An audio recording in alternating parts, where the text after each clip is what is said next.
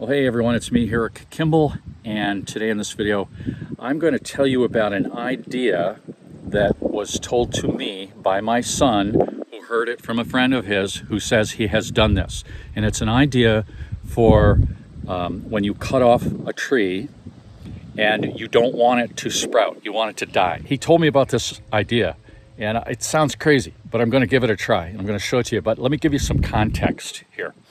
I am on the border of my field, a field that I bought several years ago, and I have had a wet problem because my neighbor up here, and I'm going to switch this around. So I'm looking here at my neighbor's property, and he's got soybeans there, and you can see the bare soil.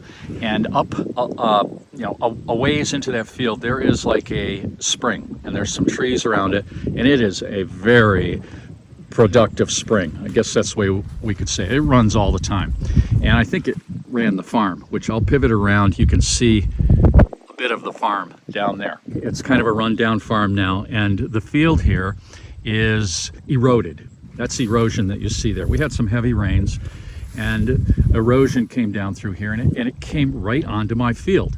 So I'm going to pivot around and show you my field. And yeah, from basically here all the way down, it was wet. It had cattails, it had willow trees growing in it, and this standpipe that you see right here, and this Hickenlooper or whatever they call it, none of that was there. It was just a really wet situation. And finally, this year, we hired someone, paid a lot of money to fix it. We've got 4 tile lines down through there. And we have we've got this Hickenlooper here with rocks around it. That feeds off to the top tile line. And we've got a standpipe. I'm going to show you that standpipe. And we've got a berm behind the standpipe. There's a small berm behind this Hickenlooper. And then we also have a berm here to channel that water, the surface water that comes off my neighbor's, goes right down our property line to a ditch. So this was about a month ago. We had this done, and it has solved the problem. It's dry down there, and we want to have cows. We want to raise cows up here. So on this field, this beautiful field, and it's just been too wet here on the lower half, and that's how we get in, is from the lower part. So we haven't really had very good access to our field. We had to do some really radical things to take care of this water. And one of the things we wanted, you can see the standpipe here, I may cut that down. That's a 10-foot standpipe. It goes down to bedrock. We have a shale bedrock here. And we wanted a reservoir so that we could tap into that spring water, that beautiful spring water that is always flowing. And we wanted to put like a stock watering tank down there, and gravity feed it. So we're going to do that eventually, we hope. I'll show you down inside.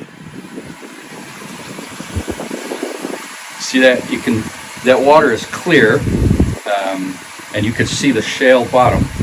And we have 2 drain lines, 2 of the 4 empty out of this, and that water is running all the time.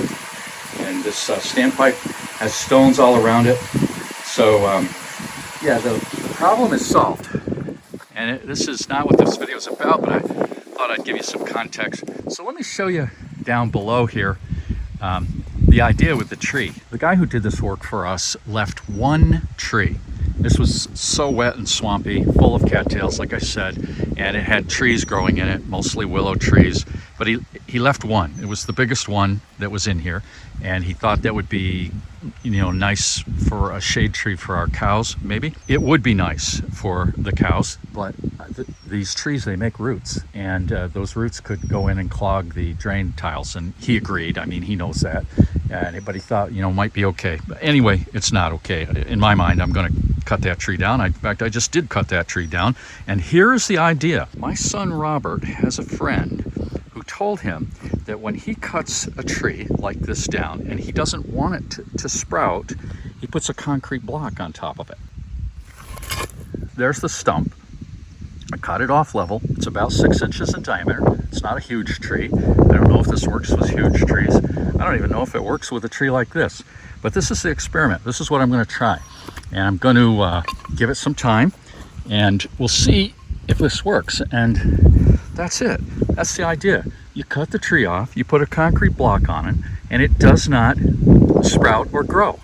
And a willow tree is like ideal to try this on because they sprout, grow fast. My question for you who are watching this is, have you ever heard of this? Because I've never heard of it, and it just seems like a great idea if it works. I'm actually sitting on the block on the stump out here in my field, and that's maybe a side benefit to this idea. Once you're done, you can sit on the block and contemplate the world around you, and we're going to find out if this crazy idea works.